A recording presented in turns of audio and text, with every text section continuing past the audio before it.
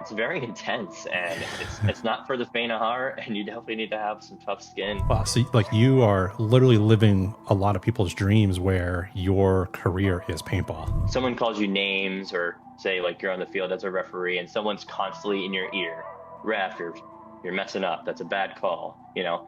It's gonna push you and push you and push you and push you until you snap. He just gets bullied by his teammates, and it's like, man, like you don't know what this guy's going through. Photographer of the year, let's hear it for Dan Shelley, Shellda Photos.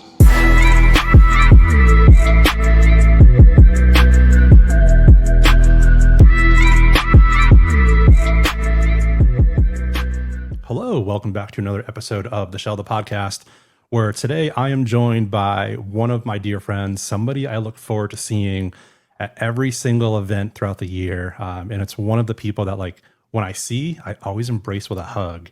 I've got Matt Somma, a professional paintball referee, on the show. How are you today?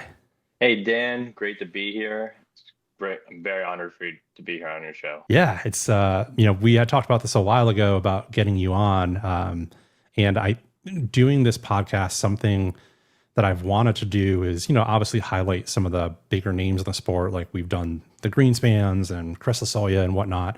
But there's so many other people that make this sport just so magical that I don't think a lot of people know about. And spending, it's literally, I think you and I, if we had to culminate the time that you and I spend together at an NXL weekend, it's maybe 15 or 20 minute tops, because it's 60 seconds in between a point here and there, right? And so it's crazy that like those small conversations turn into a relationship after time.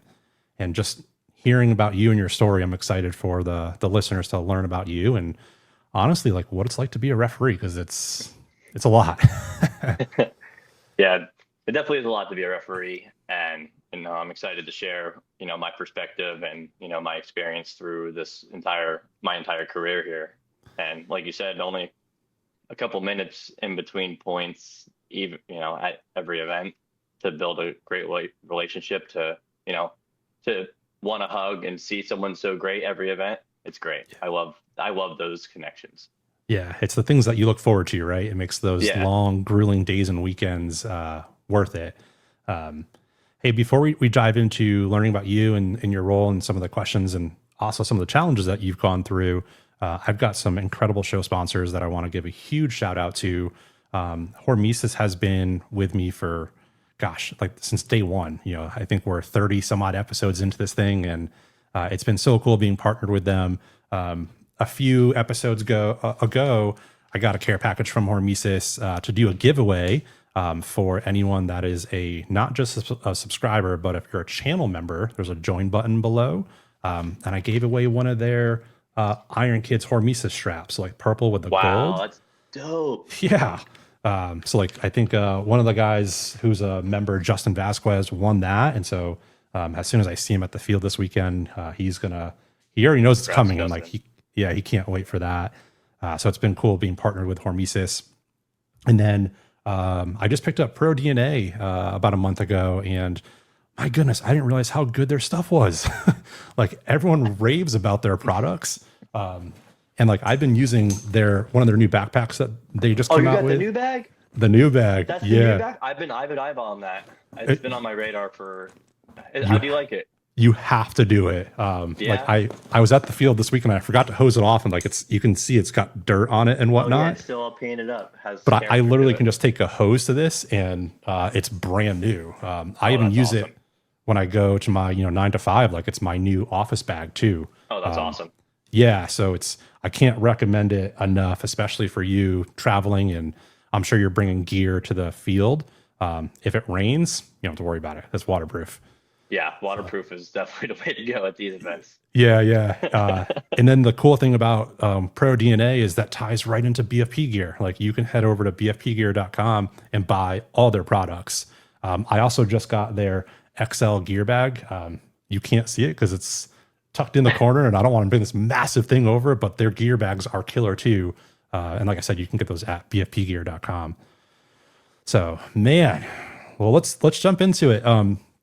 I think we already know that you're a professional referee. I know that, but tell the listeners a little bit more about you. Why be a referee? So why be a referee? Well, I started it as just some extra side money, just some extra money in between, to help get me by.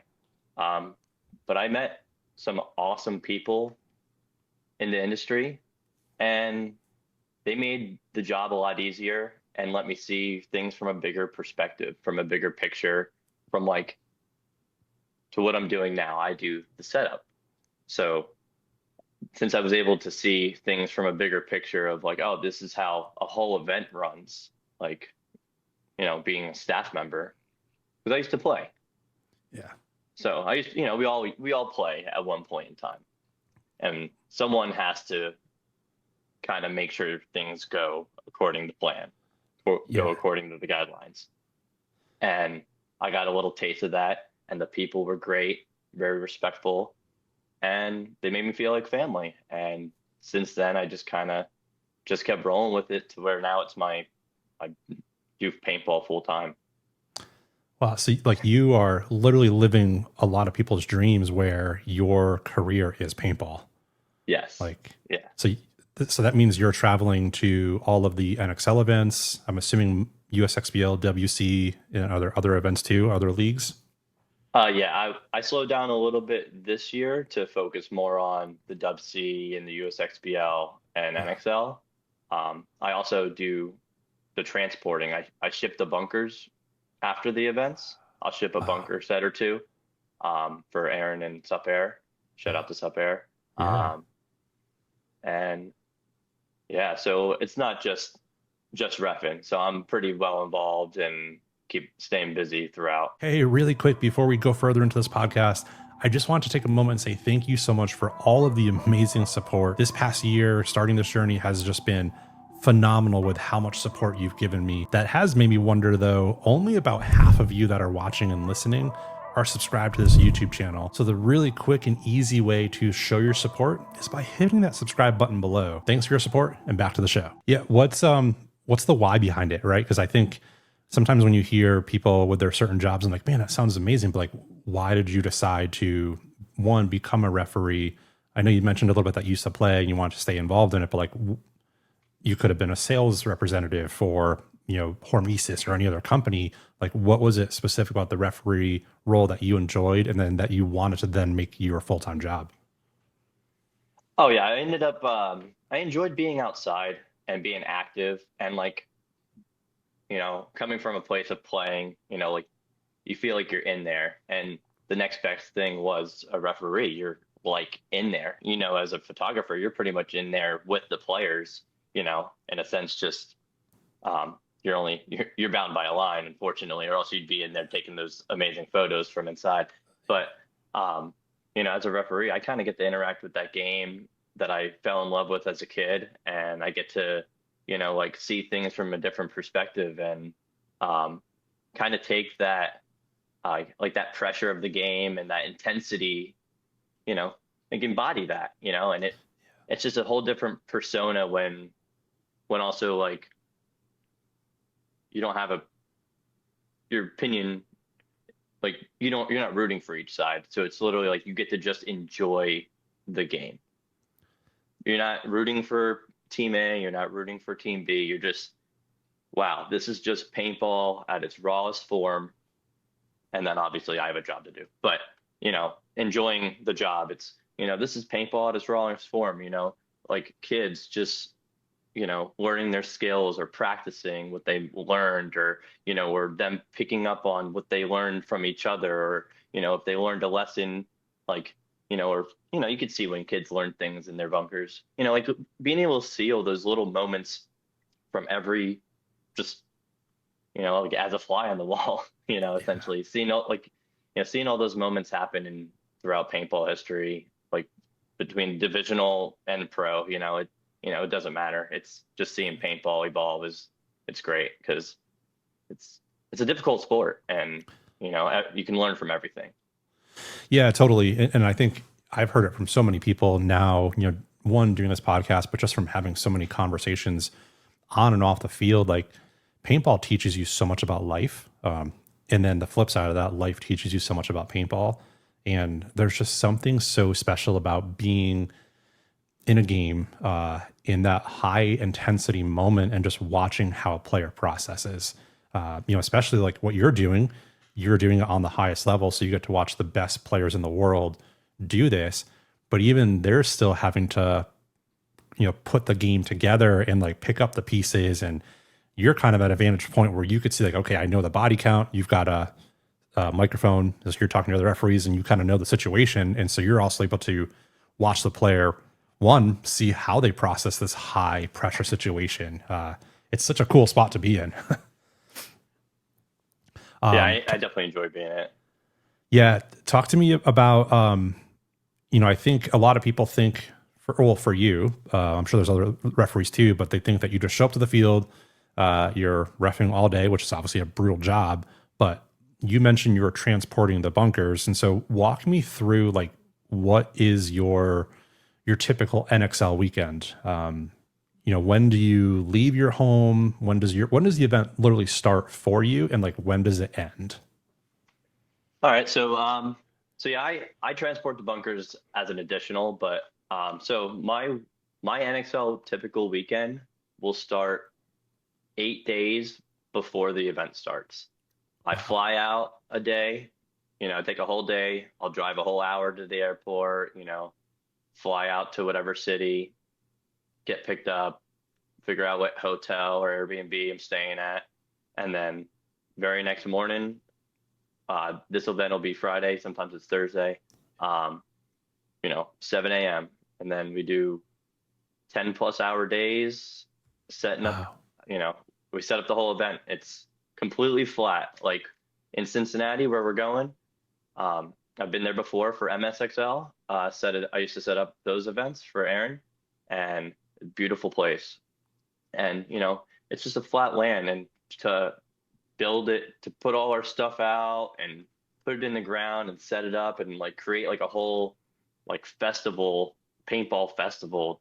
Put this whole venue up is just crazy because I remember me going to my first NXL and I'm like, wow, this is here all the time. I didn't know that. Now I'm building them and I'm like, wow, this comes down, this goes up, and this is like this is a place that creates so many memories for people. And but yeah, I'm there a whole week setting that up, and then right into reffing. It goes day 1 to day 7 set up, and then right into day 1, 2, and 3, sometimes day 4 of reffing, and then right into day 1, 2, and 3 for teardown. And then we fly out that 4th day after.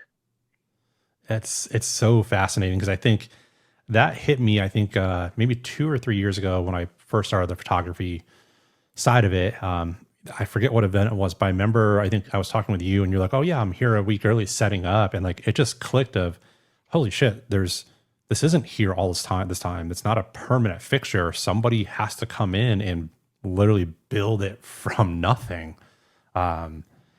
Is there ever a moment at the events where when everything is built up where you kind of sit back and you're like, whoa, like we just built all this? Yeah, actually, we have those little win moments as we go, like, because we work in teams, and as we build the event, like we celebrate those wins, like putting the poles in the ground, setting up the nets or all the tents or putting up the banners. Yeah, we definitely like to, like we admire where all of us on that team, on our crew, admires what we do and are very proud to do what we do. And it's really great to be a part of that team and be led by a great leader, Fatty. He's a really great leader. So it's very motivating to even if it's raining, just put it up.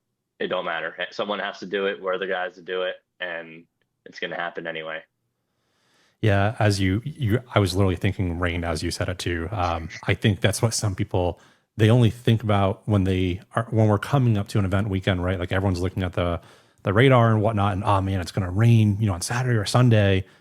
But I also think people should think about the week before is when you guys are in there and you're having to build all of it, and there is no option. There's no like, hey, we're going to delay it. Like you're on a tight timeline because tens of thousands of people are going to be coming to these events. And so they're literally relying on you, storm, rain or not, to build this whole entire venue. Right. And like, even like the little things, like how windy it was in Atlantic City, Yeah.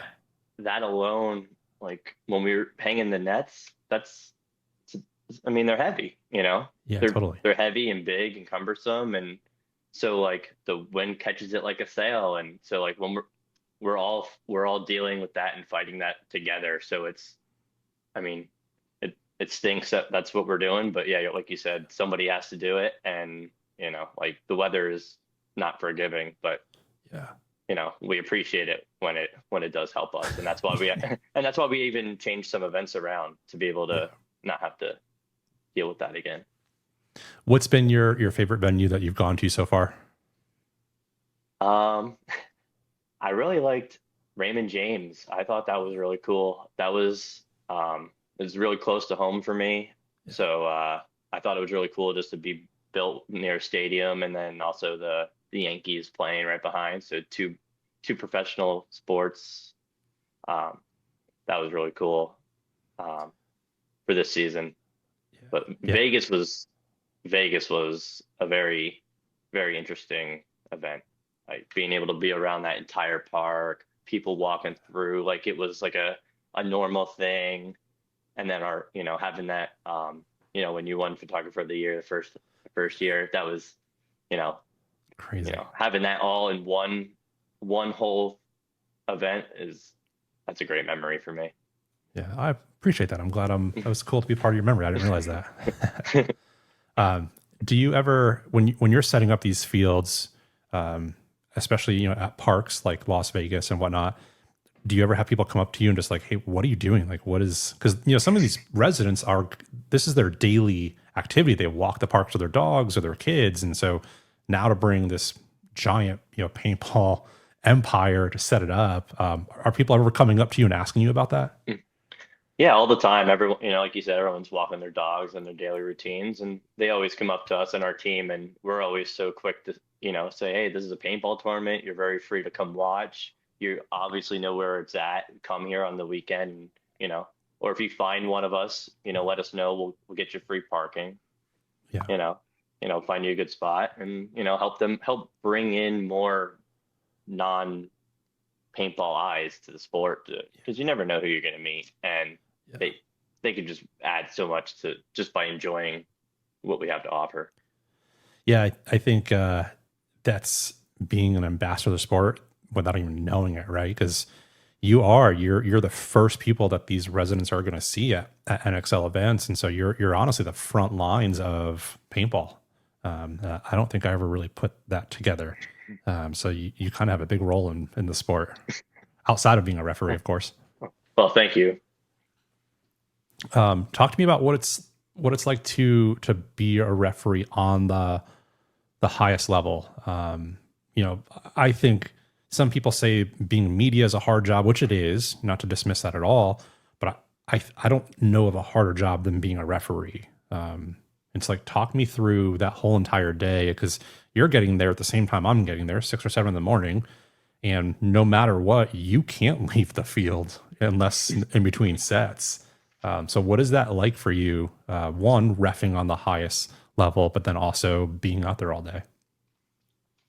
For me, so getting there, yeah, like you said, I get there just as early as you do, sometimes a little earlier. Being a part of setup crew, it's kind of, that's right. Yeah. I am based off, sometimes I'm the driver of the rental car. So I get dealt the small stick, and I got to drive the guys in who got to be here a little earlier, like security and the guys who do parking. So that's unfortunate, but I just kind of take that time to like mentally prep myself, get breakfast, coffee, talk to whoever I need to, just get into the flow of what's going on. Yeah. But yeah, on the highest level, it actually does take getting that clarity in the morning to, get those jitters out of the way, like there's, with anything, you're going into work, you're going into a professional sport, you're going on to like an arena, you're going to absorb some kind of, energy, right? And, but to do that, I, listen to music in the morning. I say hi to the, like, seeing you on the way, seeing people, all the people that in the paintball community that bring a smile to my face, I see them on the way, throughout the days on my way to the field. And that alone helps me focus on the field. Cause then I know that at least outside the nets, like I'm still a person. It's not just a job, because it is a thankless job. But getting inside the nets, making sure I'm well protected, like I'm comfortable in what I'm wearing, well hydrated. We get a bunch of snacks, a lot of water, ice. We're very well prepared. We make sure our comms are up. We're always in communication. We have specific calls on the field, so we're in tune with each other, so we know what's going on at all times. And yeah, I stretch very often. You'll always see me stretching out there. Yeah, I'm always staying, nimble out there. I like to feel like I'm one of the more physically active referees. They like to say, "Hey, Somma, go in there and check them." They like to, send the dog in there. So, yeah, I like to be able to be as fast as these pro guys. They're fast, man. Yeah, I can keep up. It's hard to keep up with these guys. They're quick, yeah. Yeah. And I think for some that don't know you, I think you were the referee that was on that viral clip where was it a snake like you dove into and like actually dove over the player like as you're checking him, right? Yeah, I did like a little somersault over top. They they renamed it the Somersault. Yeah. Yeah. I mean, you got to be physically fit to do that, Yeah, something. I just didn't want to step on the guy, and it's not fair. But got to go in there and make the check, do what you got to do. And you still have a job to do. Yeah, exactly. And like even in that clip, that guy was clean, but I still had to go in there and make sure at the very least. Yeah. One of the things you had mentioned, which I go through and I see, I think almost everyone do it, is when you step foot, it's almost like there's this aura, there's energy or something about stepping foot onto that field. I don't want to say it's a level of pressure. Maybe it is, but there's something about just being on that pro field that it's like, whoa, okay, I need to like take a moment and process to get my mind right. I go through that, I see players do it, and it's cool to watch. Everyone has a different kind of ritual or routine that they do, because we're all doing this at the highest level when we're on the pro field. And it sounds like for you almost have a switch. How do you process that? Because you're obviously a dear friend. A lot of players in the community are dear friends of mine, and I'm able to like kind of take it all in. And I kind of fade into the background a little bit, but you're center stage, and so if there's a call that's made or missed or something that people maybe don't agree with, like some of the fans are just saying terrible things to you and to the referees. How do you not let that like into your ears and like let that roll into your calls? I've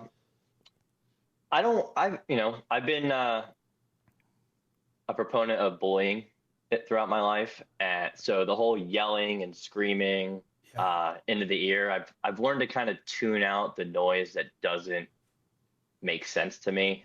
I've done a lot of like self-help to where I can like understand what's triggering me and why and what position I'm in. So like like on the field, like I'm there to do a specific job, right? Yeah. And like I'm there as an official, one of 12, 14 people. And whereas they're a spectator, they're a fan, they're, they have a bias towards somewhere, on either side somewhere. Sure. Right. So I just know that they're not mad at me, right? They're not mad at me. Maybe they're mad at my action, but they might not understand, right? Like there's a lot of times where I'll make a call and like, I'll do this more into divisionals. I'll be like, I don't like to talk to the sidelines during pro, but for divisionals, like to help ease the pain of what happens is, like I like to explain what happened to that player as they're going off the field. So that way they can just put it together, not be all hot headed and go to the head ref yelling, right? But once the penalty is usually explained after the point, then the crowd usually does like calm down once they get an explanation. But I think it's just everyone acting on their emotions in the moment instead of just coming to an understanding of why did that ref make that call? Or, he must have saw something we didn't, but instead they're just yelling and screaming and reacting to their emotions. So I just understand that that's what they're doing. They're there to have fun, and that's adding to their fun. But for me, I'm there to do a job that can't affect me. And part of me being where I'm at is the skill to be able to tune out the noise outside the nets. And honestly, like being able to build the nets myself and stepping into them makes it really easy to just kind of be like, oh yeah, that's just like a black wall. Nothing's even around there. Yeah. Yeah. You're kind of building your surroundings at that point. And so you're able to like, I think you hear it a lot in different self-help practices of like, if you're able to visualize, like a wall or something, it helps your mind attribute to like blocking certain things out. And it sounds like you're able to do that. The net helps with that. Yeah.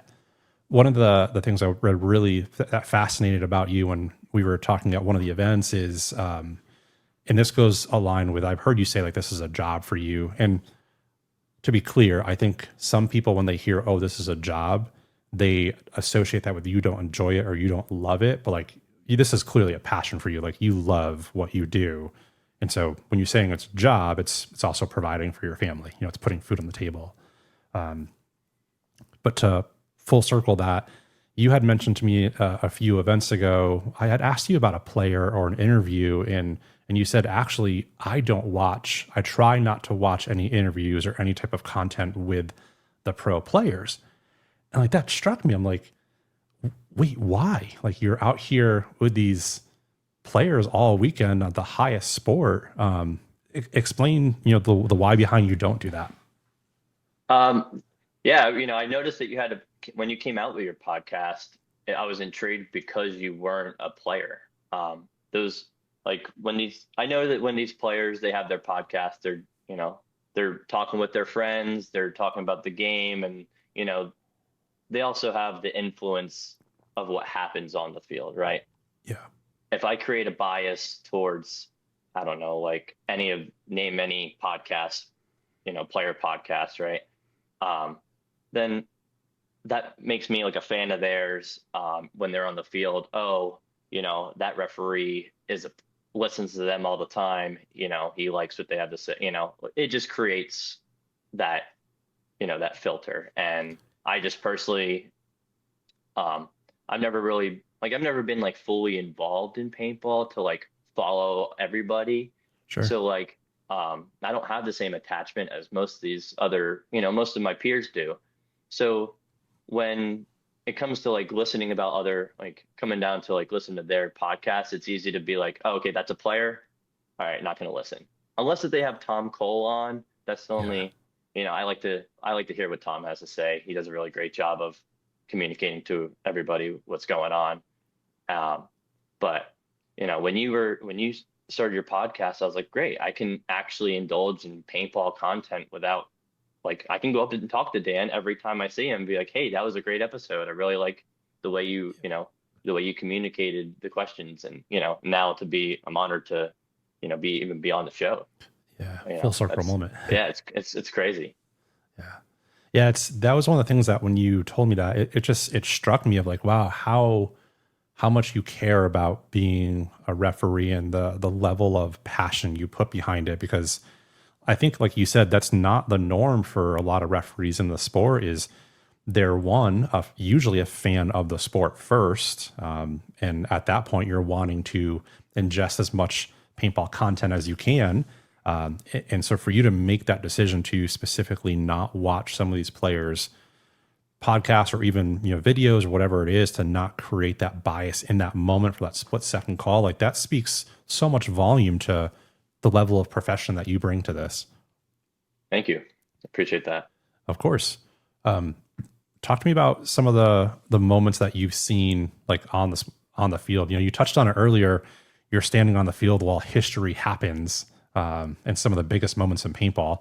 Have there been any moments that have like stuck out to you and still resonate true to you? Um, like you said, seeing everyone like I really enjoy seeing the progression of the players, like kind of put the play together. You know what I mean? Like Yeah. the little things, like or like when like at the smaller tournaments, seeing like the kids, like first they're timid at first, and then like you Yeah. see them 3 points in, and they're like guns blazing, running down the field, and you're like, where did this kid come from? And it's like Yeah. that's just a level of progression within just because you only get better at paintball by playing paintball. Yeah. So I enjoy seeing everyone just learning. But as for like any like highlight moments, I think just seeing the different dynamic of like how paintball fit being like a rookie team kind of winning all this, that's pretty cool. Yeah. But that's the only just that's just based off of like what's been like trending and happening. I don't really put too much thought into each game, and you know what I mean, like Sure. uh so like I like to just stick to like that game happened. This is what happened during that game. All right, next point. Like I know that kind of takes a lot of the makes me more like robotic, but I feel like that's what's kind of needed to make the right and consistent calls because like getting stuck in the past or being stuck on like if even if I made a wrong call Yeah. on the previous point, if I stay stuck on that, it's going to haunt me the rest of the event. And that's if it's playoffs, if it's finals, that's one, that's their whole tournament. Two, that's my job on the line. That's my name. Like that's like what I've worked so hard for. So I try not to really put my energy and focusing on what's going like the highlight of the moment. But Yeah. I would say throughout the course of this, the last couple events, seeing paintball fit, be new to, I'm not saying it's shocking, but seeing them really dominate is like they work really hard. And I'm not saying these other teams don't, but hard work is, they're hungry. It's The results crazy. show. It's so crazy.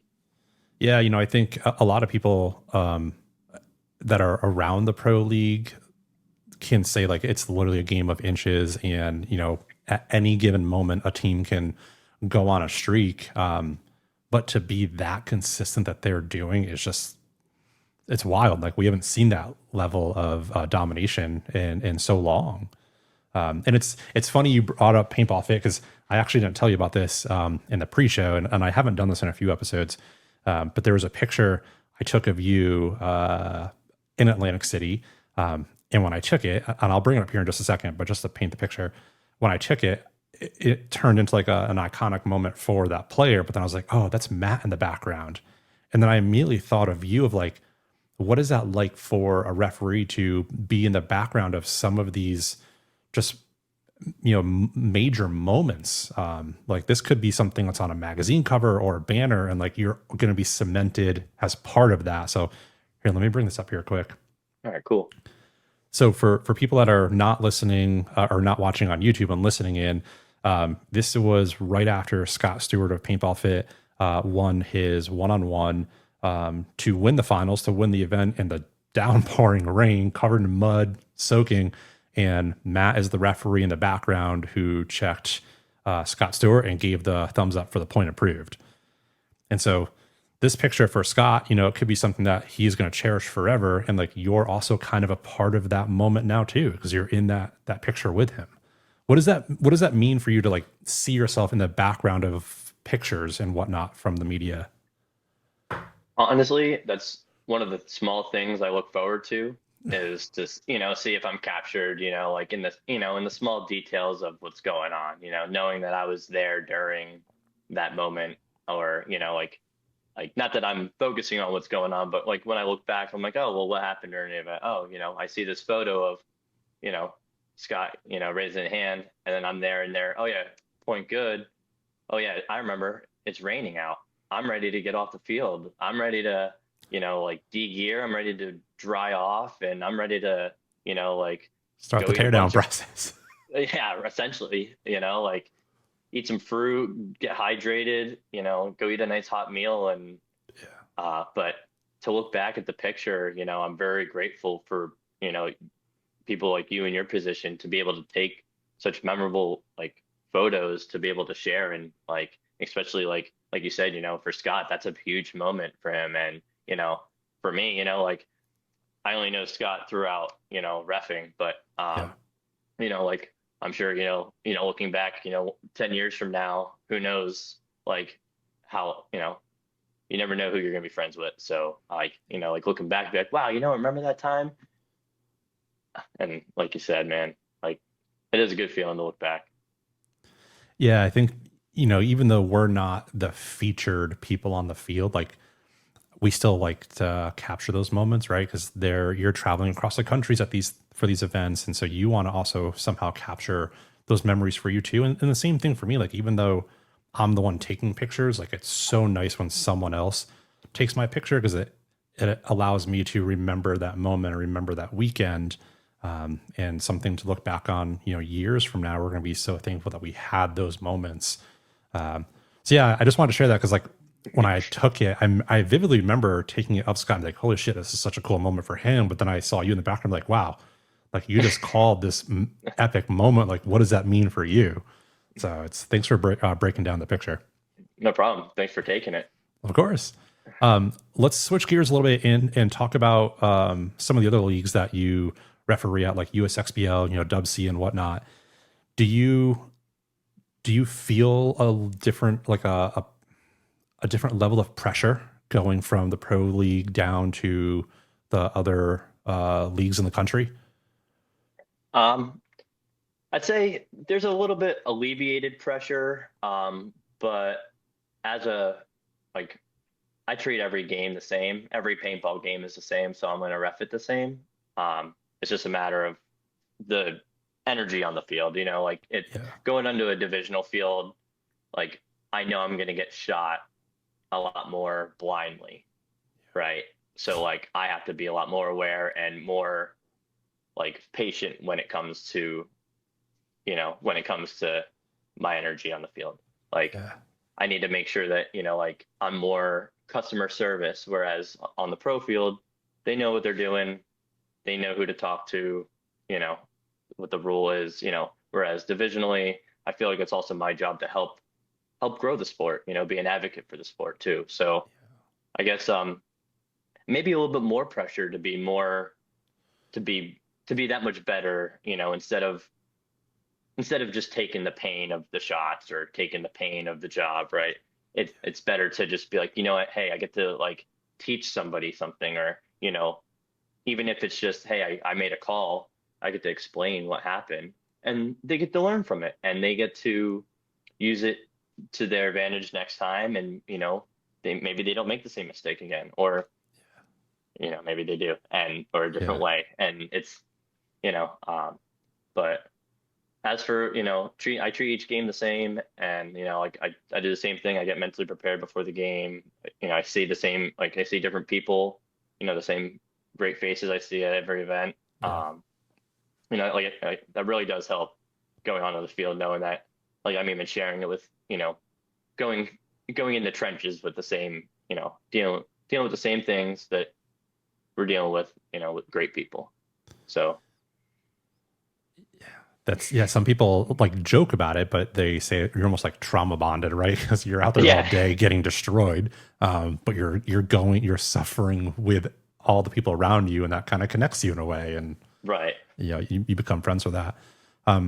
That's so, like you said something there, and I never really clicked or put those two together, that being a referee, especially on the regional level, you have to have a level of customer service. I never would have connected that.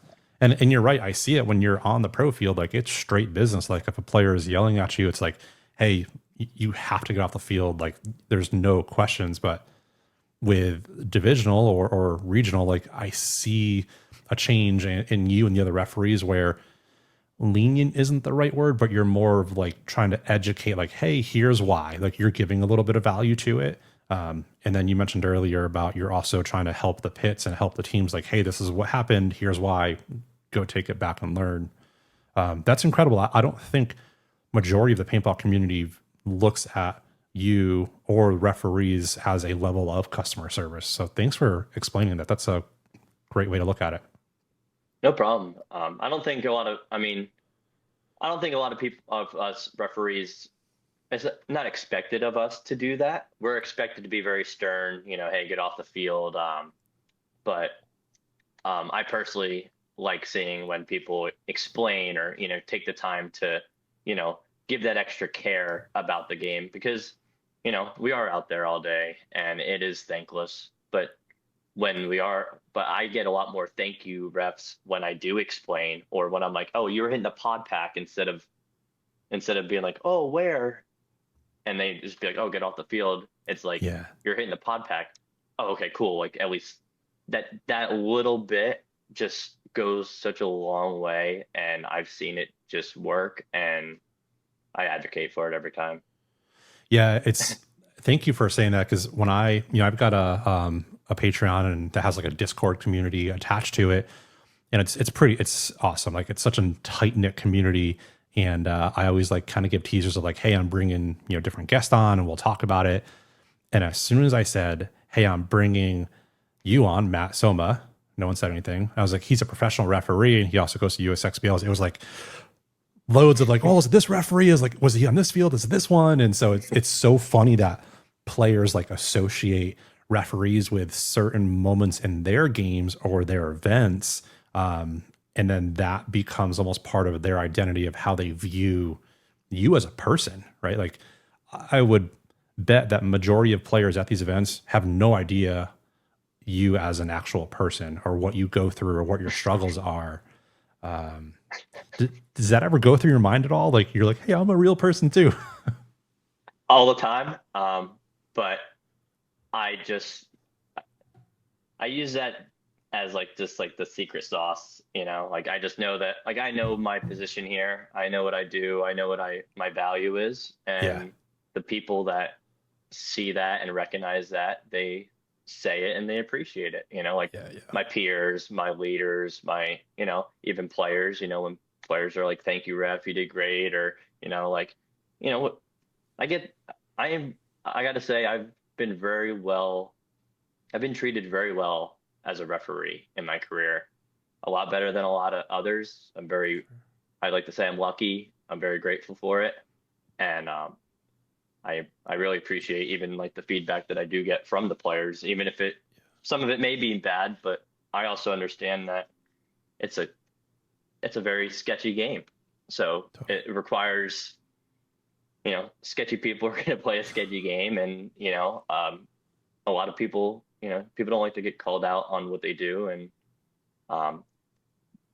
it's easy to do that behind a mask, but, now if you see me, say hi and, we're all out here together. We're all out here to have fun. So yeah, at the end of the day, we're all part of the same community. Yeah. Yeah. Let's dive a little deeper because I think you had touched on it earlier and I wanted to make sure we circled back to it. You had mentioned bullying earlier and I was like, ooh, that's something I want to learn more about because I think a lot of referees go through that level of bullying. And I think you had mentioned earlier that you had went through bullying outside of paintball and earlier in your life too, and you found a way to kind of block it. But like, talk to me about what it was like to be bullied and how you handled that at an earlier age. At an earlier age, I'm just lucky to have like a good group of friends that stuck up for me, but also that came with being like the brunt of the jokes. So kind of being bullied by friends, but also they have your back too. It's a weird dynamic, but, long story short, a friend of mine was extra tough on me growing up, pretty mean with things he would say, but, he, took his life and I found out afterwards that he was only tough on me to toughen my skin. And I learned that, and before that happened, I didn't have that much respect for him, but like he was still like a friend because of the group. Yeah. But then when I learned that, I just, I had nothing but love for that man because he, because of the when you get when someone calls you names, or say like you're on the field as a referee and someone's constantly in your ear, ref, you're messing up. That's a bad call. It's going to push you and push you and push you and push you until you snap, right? Yeah. And that's what happens. People snap. And um, because of him, I'm able to have, I mean, not just him, but like I've learned like him specifically, I tie it to, um, you know, I have control over that. I don't need to snap. I have a tough skin. What people say doesn't, I have control over what I get offended to. I have Yeah. control over my emotions, right? Um, so there's no, so when people are chirping, that's something they have going on with their own lives, and that's on them, unfortunately. But like, I know that what I have, like, just like if a referee, people don't know who I am outside the nets, well, like I know what value I bring. So as long as you know yourself, you're able to get through that. You know what value you bring, you know what you're good at, you know what you're capable of, and you'll find the right group of friends outside of that. If your friends are bullying you and that pushes you out, then you'll find the right group of friends. If not, then you just keep doing what you're meant to do, Yeah. and the right people will come along. And paintball for me was something that I've always been like navigated to as a child. I loved it. I just playing in the woods with those same friends. To now, like I started competing, and now I'm refereeing, and now it's my career. Now I'm building it. Building it. I'm officiating it. I get to travel. It's so, like I followed one thing I was good at and I liked, which was paintball. I spent all my money on paintball, and now I get to live the life that I am because I am just following what makes me happy. And, Yeah. you know, life is going to happen anyway. But as long as you're following your path and what you enjoy, you're staying focused and you're able to do what you got to do. Wow. Thank you for sharing that story. Like I knew you had mentioned bullying, but I didn't realize it was that level or that deep of what it was. And I think it's our sport too. I see it everywhere. I see it at all different levels. I even see it on the pro level. There's different forms of bullying. There's a player I can think about at my local field who every weekend, like he's such a good player, but like he just gets bullied by his teammates, and it's like, man, like you don't know what this guy's going through, or like what he's just there trying to show up and better himself, and you're bringing him down, even though you're wearing the same jersey as this guy. Yeah, that's hard to deal with when they're supposed to be the same team as you and they're bringing you Yeah, down. Um, I've had that recently myself, and I've just learned to just isolate myself. I do what I need to do for me. yeah, I get that mental clarity. I figure out what I need to do. Like, I step back on the field, like for that player, he knows that's his teammates. Well, he has a job to do. yeah, You do what you need to do. You refocus. They're gonna people, whether it's them saying it or someone else, someone's gonna say it. So you got to be able to handle it on your own, and you refocus. You go out there and you show them, hey, I'm here to play. Or I'm not here to play. I'm here to really get shit done. And um, that's what's gonna really show. Hard work shows. yeah, totally. Right. And I think when you have somebody who's bullying, or as you went through, like trying to toughen you up, um, it's almost like they're projecting something that they're going through onto you because they don't know the true you. Um, and sometimes, bullying somebody, you're trying to give that toughen up approach, is the complete opposite of what the person needs.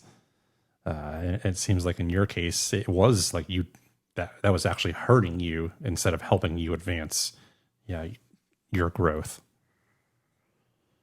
Yeah, it did hurt. But I guess it's just how you look at it. I just take it as I'm just learning from it. I'm taking Yeah, it as, it toughened me up to be able to handle these really difficult situations. And, yeah, if it wasn't for being through all the difficult things that I've gone through, I wouldn't be able to handle all the difficult things that are going to come my way. even the Yeah. harder things that I have coming in my life. We're all going through our own things, and we can only handle them the best we can. Yeah, I mean, when you go through life, it sets you up for life, right? So like when you Yeah. go through something hard, even though in that moment it's the hardest thing in the world and it feels like there's no way out of it, when you finally do get to the other side of that and you look back, there's always some type of reflection or learning that you can take away from it. Um, when I was younger, I was in like the high school football scene and paintball around that time too, and I was the bully of a bunch of people, teammates or different pockets of people in high school. And when I got older and matured, and looking back, I was like, why did I do that? I think I was coming from a place of like insecurity and trying to fit in with my friends. Uh, and also, you had said something that now resonates so true with me when I see somebody bully somebody else or anything, whether it's road rage or yelling or screaming in the pits. Um, I take it as like, it's not personal for me. That person's going through something, or there's something that is happening in their life, and this is how they're dealing with it. This is how they're spending that energy.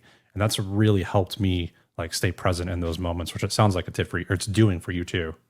Right. It is. Yeah. Talk to me about it sounds like when you went through all that bullying, it sounds like you removed yourself from that. Is that right? Yeah. So like throughout time, I ended up moving. I lived in a small town Yeah. when all that happened, and I ended up moving to West Palm Beach from the small town in Pennsylvania. So I went from the Wow. small town to a giant like potential. So um, once I got out of like that stuck mentality, out of that, like limited space, limited mentality, things definitely looked a lot brighter. And that's actually when my like referee career really started, was because I was just a lot more open-minded to doing new things. Like, Yeah. like I played paintball when I moved to, like, I would play paintball, like just like my friends, Yeah. um, like up in Pennsylvania. But then when I moved to Florida, I didn't really have anyone. So like at the first talk of paintball, I was like, I'm in. I love paintball. That's my thing. Yeah. So then I got into refereeing, and now, fast forward 5, 6 years, and here we are. Wow. That's, you are now the third person that I've heard that from. Um, when I had Joe Barrett of Dynasty on, his story was really similar, where he grew up in a small town in upstate New York. And he was like, I just needed to get out of there. And like when he finally moved, like it sounds like he almost reinvented himself. And it sounds like for you, you were in a small town. And when you went to, now West Palm Beach in Florida, you found like who you wanted to be. And then I went through that too. Like I grew up in a really small town in Connecticut. And when I finally made it down here to Austin and Texas, it's the person I've always wanted to be. Like there's just something about that. I don't know if it's energy or not being around the people that sometimes bring you down, like those pockets of bullying or bullies. What do you associate that to? Because I've always struggled to figure out what's the why that it takes moving to somewhere to reinvent or find yourself. I think it just comes down to having the cojones to take the action to do it, like, Yeah. because I mean, I've talked about moving to Florida with my buddies forever, it was always just a dream. And then out of nowhere, we were joking about it. And then we're like, we could do it. Let's do it. And we did. And then, like, like things were great. But then I think it's just like knowing if things don't work out in Florida, right? For me, I I would go back to the same life I had in Pennsylvania. Everything's still the same. And I think the why factor is the fact that you could always go back and it be the same, or at least it feel the same for us that got out, right? Yeah. Um, and that's also the why we stay away from there, right? Like that's why we don't go back. We stay we enjoy what we're doing. We enjoy that we're not stuck. We enjoy that we're not living that same life that we used to live that we didn't enjoy. And now we get to, I don't know, we create a new life and have new habits and we end up becoming whole new people. And so even if we were to go back, like I went and visited my parents and, I'm a whole new person from when I lived there. Yeah. Same with like the people I grew up with, they're totally different people now. And it's crazy to think, like it's just where we were at that time that made us feel stuck. Whereas we probably could have lived the same, open-minded, open belief of life that we have where we were, but just felt like we were stuck.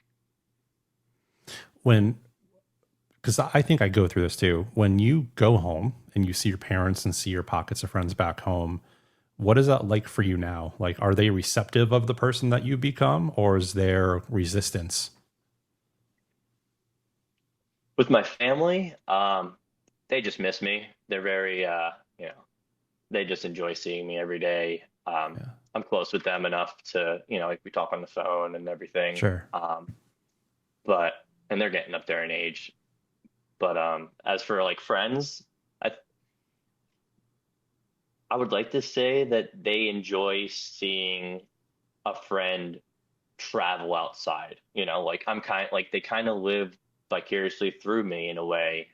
Cool. Like seeing me, like my paintball friends, like, oh, like you get to travel for paintball and, like we're stuck here with our kids and, they have those limited beliefs of what they can and can't do, or they're stuck.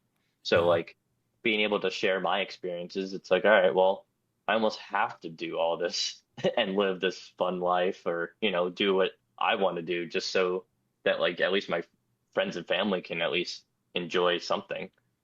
Yeah, they're almost living vicariously through you and your adventures. Exactly. Yeah. That's so cool. It's like a level of there's pressure that's good and bad, right? That's a level of good pressure that you're able to like share these moments so they can also have more moments for them too, because they are still living in that small town, which is okay. Like I'm not saying everyone needs to move from a small town and go to a big city, but it seems like for the people that do, you're forcing yourself into a situation where you have to learn about yourself. And I think that's where a lot of these life-changing moments like you had and like I had really show up, is because you're putting all of the trust and faith into yourself. Right. Exactly. Yeah. Like once you like, in a sense, like some people use their parents as like safety nets, right? So like once you move out of the town of your parents, then you kind of lose that safety net, and then you have to do and make everything happen. So then your life changes and everything, things happen the way they do, and it's all up to you. So totally, I think, go ahead. No, go ahead. I want to hear you. I was just going to say, about, people who are still in those small towns. I say just figure out what you enjoy to do, and just like my brother, he enjoys reptiles. He does rattlesnake hunting now. Oh, wow. So now he goes and hunts rattlesnakes, but he does that in that small town and, where I grew up. And it's, for me, I like to hear that he's doing something while still feeling like he's stuck, but he's still doing something he loves, and he's so passionate about it on the phone. And, as much as I want him to get into paintball and referee, and he'd be great, hearing him be so passionate on the phone about something and still be in that small town, it shows that, you can still you don't have to move out into a big town, a big city to enjoy life. You have to enjoy life to enjoy life. Yeah, I think you touched on the key word there. Is you've got to find what your passion is, and then when you have that, dive into it as much and as far as you can. And like I've watched, I take in a lot of YouTube content, and there's a lot of creators that I watch that live in very small towns. Like I'm talking insanely small towns. But when they are bringing their camera around their town, what to them is their average coffee shop of like, they see this every single day, to the rest of the world, it looks like this epic place. But just because they're showing their version of what they're passionate about. And like, even as you said it, when you were talking about your brother and, going and chasing rattlesnakes, I was like, I've never heard of that. Like, that's so fascinating. I want to learn more about that.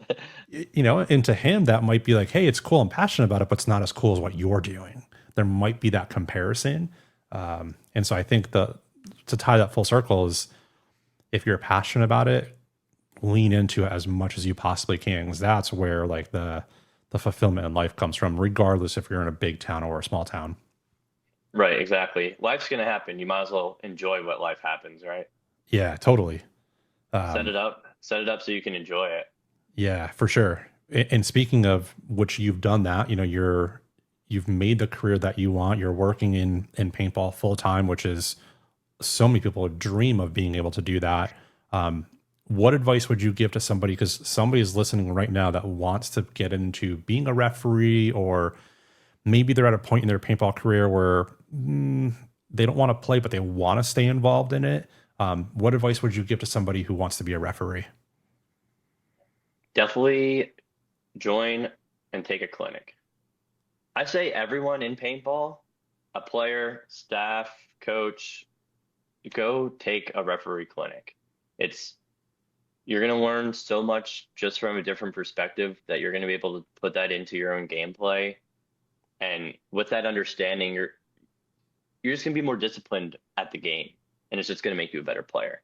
But as for being a referee, join a clinic and don't let your first, tournament be your gauge of whether you like it or not. Do 2 or 3 and use like an average, right? Because, sometimes, it's too hot, or, maybe you don't have the right mask, right? It took me a long time before I found a mask that I like, that I could wear all day, the right gear, and where I'm comfortable. It takes some time to get to that, to where it's, an easy thing, an easy thing to do, and enjoyable thing. Because if you're not comfortable, you're not going to enjoy it. But yeah, definitely make sure you're comfortable, join a clinic, and stretch and stay hydrated as a referee. Yeah. Can you talk about, because I've seen, the NXL and Major League Paintball post the referee clinics, and they look cool, but I've always wondered, like, what goes on? Are you going to a hotel and you're breaking down film, or like, what goes on at these clinics to essentially become a referee? They do a lot of rule book. They go, one day is at like a classroom, and then another day is on the field. So first day, you'll go over the rule book in depth, up and down, left and right, every little nuance, every situation.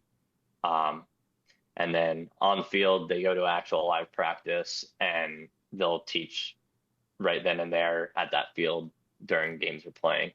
So you get live action, you get live training. It's the best you can get, honestly. It's like as raw as you can get, but the more you do it, the more experience you get. And that's the only real way, because that's just an intro to reffing. I like to say. Yeah. It sounds like almost anything, right? Is like, you can watch as many videos, or like, learn as much as you can, but until you're actually there and experiencing whatever it is, like in the raw, real version of it, you're not going to learn about it. Right. Yeah. We don't have anything that's like, that breaks it down, like super detailed, like we don't have anything like that yet. It would be awesome if we did, but that on field training is key though, like during a practice, that's, you just get to tell, you're able to coach a new referee through where to stand, how to move, what to look for, and I think that's the best way to go about it. Yeah, that's great advice. One of the things I was thinking about earlier, and I forgot to touch on it just because the conversation was flowing so well. You are obviously coming at this with such a high level of profession, because this is what you do for a living. Do you ever break down film? Like a lot of athletes will go back and rewatch their games to learn their calls and whatnot. Do you or referees do that at all? We don't like get together and do that as like a team, but as a majority, I'd like to say that we all go back on the stuff that you guys post, like myself, I'll look at the different videos in slow-mo and different, see if it's, what if it was a penalty, if it wasn't. I'll Yeah. take note of like the bunker, since I do the setup of it all, I kind of understand where everything is. So like I understand if you guys post a field from like the divisionals, I'll try to find out, what happened in that area. If there was like, because usually you guys only post like the good, the meaty content, right? Like, Yeah. So Whatever gets the views, right? yeah, exactly. So like, like the overshooting or the Yeah. crazy spins, so I like to take note of like all those different plays. Not like I won't like take physical notes. I just take mental Sure. notes, and I try to follow up with those field of referees if I get to remember, because there's so much going on. But I do like to check in with my peers and see how they did for the weekend, just as a friend. Make sure, is there anything that like their head ref could have done different? Did they enjoy their head referee, or or maybe if it was a head referee, did they enjoy their field of referees? Is there something that they could have did better, or is there, or something that they enjoyed about their, I have a lot of people compliment their head referees to me. So like, it feels really good when I go and talk to that person, right? That I'm like, hey, I heard a lot of really good things about you this weekend. And then be like, really? How'd you do that? And it just comes to just because I enjoy seeing my peers, Yeah. that, like I'm just so interested in how their weekend went, because they like to hear about my weekend. Yeah. It makes it real easy. And, and then we'll even ask about, like, we'll go over together, like situations on the field, like, hey, what would you have called in this situation? And, we'll break it down. So I guess we do kind of go over film, but not officially. Not a traditional way. Yeah, I wish we did in a traditional way, though. I think it would add a lot more professionalism to our side. And Yeah. Yeah. Yeah, I always wondered, like I think there's an opportunity for referees to somebody to curate and collect and make maybe some dicey calls throughout the weekend and pull the crew into a Zoom call and like break down like, hey, let's break down how this went, right? Kind of like how players do on all levels of sports, and referees do it in other sports too. They break down the whole entire play and how could they have called it differently, or what could they have looked at differently. I think especially in paintball with how fast everything moves for our sport, I think that would also help that element too of some of those 50-50 calls might be able to maybe put some more comfort into knowing that you're making the right call. Because I think some of the referees sometimes struggle with that. Right. I know it just popped into my head, like in the moment, like when there's like questionable calls on the field and we go to like Jason for review, he does a really good job of like communicating to our head referee and then to communicate to us to like adjust on the field or what to look for. Oh, wow. And like we've like between like the laydowns and the back line referees, like they're always switching their lane positions and all that. So it's and like based off of like what's happening in the gameplay. So but I do think if we got together in between the events and just went over, but it would take somebody having to collect all that information and consolidate it and be like, this is all the dicey information that we got to go over.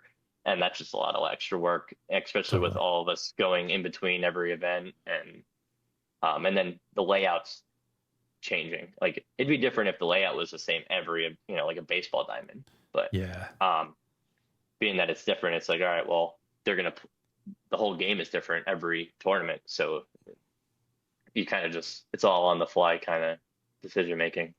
Yeah, that's a good way to look at it. And you're right. I think it does add that level of complexity when essentially our baseball diamond is changing every single event. It definitely adds a whole nother level or element to it. Yeah. Man, this has been so good. I've wanted to have you on for a while, and I just wanted to have another deeper look into the referees, because being around you guys, like it's such a tight knit community. Like you guys you're literally your own family within inside of paintball. And I think a lot of the community doesn't realize that. And I think a lot of the community looks at referees as obviously, you're taking their job, you're taking wins away from people. But that's not it. Like, you guys truly enjoy what you're doing. And if not, you wouldn't be out there for hours and hours on brutal hot days, rainy days. I do want to give you something an action for you. I can't remember his name, but there's a referee. You're always on the Dorito side. I think he's always on the snake side, somewhere around the 50, taller guy. He talked to me in Atlantic City about doing a podcast, like a specific referee podcast. And I was like, I'm going to hold you accountable to that. And so if you know who I'm talking about, I need you to also hold him accountable, because that would be such a cool show to have. I'm pretty sure I know who you're talking about. And yeah, I'm going to get him on it. I think he's working. I'm pretty sure he's working on it. Cool. Okay. Yeah, I'm pretty sure he's working on it. I'm going to keep nagging him about it, because that would just be such a cool perspective to give to the sport, right? Like, what I'm doing, going a little deeper, like on the human vulnerability side of it, but there is nothing on the referee side of it. And that's a whole nother world that would just open up a whole aura for this community to dive into even more. So yeah, let's hold him accountable and make sure he does that. Yeah, we should. I would love. I love hearing the different perspectives in our sport. Especially you doing the whole vulnerability part. That's so important for paintball, because there's so much ego in it, and being that this is our everyone's release. It's it's difficult to handle those emotions, and then when it's tied with competition and finances and traveling, and now it's very intense, and it's not for the faint of heart, and you definitely need to have some tough skin to be in the sport. But the people in it, as like I just said, as ego as they are, they're still all great people, and everyone's dealing with their own thing. And the fact that we're all going through our own thing, we can at least agree with each other on that, and that's a little peace in the world, a little hope of humanity. Yeah, I almost wonder if that's like an unspoken bond in paintball, is like, we all know we're going through something, and maybe there's something about that also connects us, that it's an outlet for everybody that going through that. That's something I want to kind of dig into more as I do this podcast, is really figure that out. Of what is that connection that we're all going through something, but we don't know it. So more to come on that. Hopefully I'll figure that out by episode 100, maybe. You should just interview random people at each event and just be like, what is something that you're going through that people may not know? And then just, and if they want to be anonymous, just blur out their whole body, and be like, see, you might be going through this. Well, so is that guy or this girl. And guess what? We're all here. We're all a paintball family. Yeah. I mean, every single episode that I've done so far, maybe besides one or two, but just about every single one, I've had at least one person either reach out to me directly or reach out to the guest and say, hey, what you talked about on the show, I'm going through that too, or this helped me go through that. And so there's just such a power of people sharing, I'm sure somebody's going to reach out to me or you about being bullied or being a bully. That's going to be so helpful for somebody. Yeah, I'm sure. As long as it helps one person, that's all that matters. Exactly. So, Matt, this has been so awesome. And I think there's a tradition on my show where I always end each episode by tying in the guests in a really cool way. And I just had Patty Gleason on last week of Off the Leash. He's crushing it with his program. And he's got a really cool question without knowing that you were going to be on. His question for you is let me say that again. His question for you is, what is the hardest question you've ever been asked? The hardest question. That's crazy. The hardest question I've ever been asked.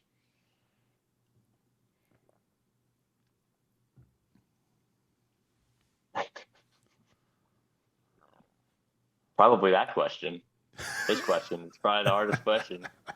Because it doesn't really require an answer, does it? I mean, it depends on how you take it, right?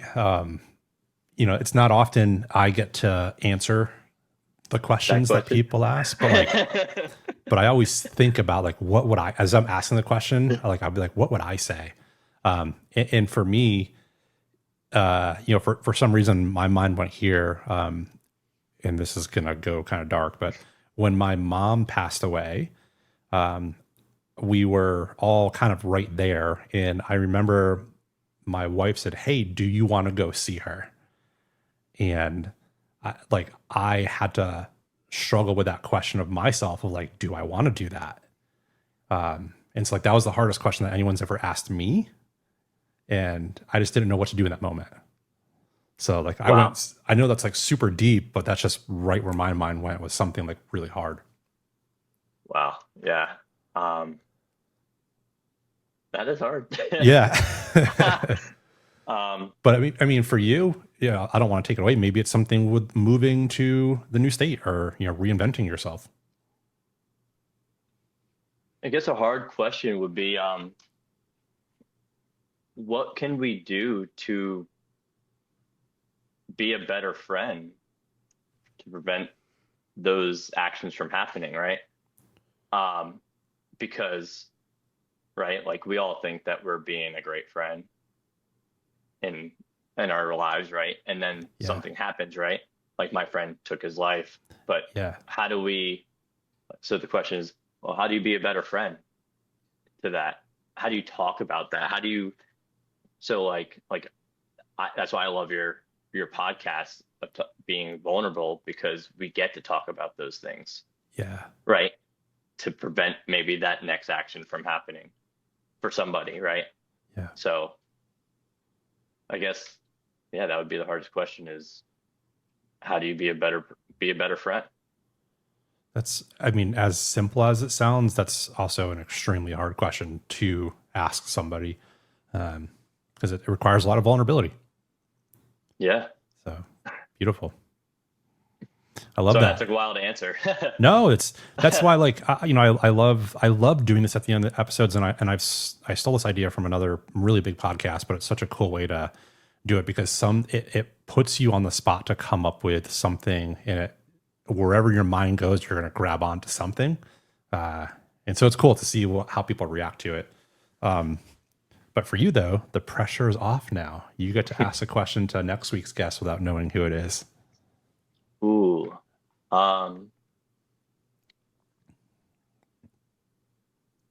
Outside of paintball, what is the one thing that you do per day that helps you find inner peace? Wow. That's a really good question. Yeah. Have you been thinking about that one, or was that on the spot No, question? I just thought that right now. That was so good. Yeah, that's one thing you do every day to find inner peace. Yeah. Gosh, I love that. Thanks for asking that. No problem. Yeah. If schedules line up, there's somebody who has gone through a lot. And if he ends up being the next week's guest, I think this will be a really impactful question for him. What's your answer to that question? One thing for me that I find peace in every day,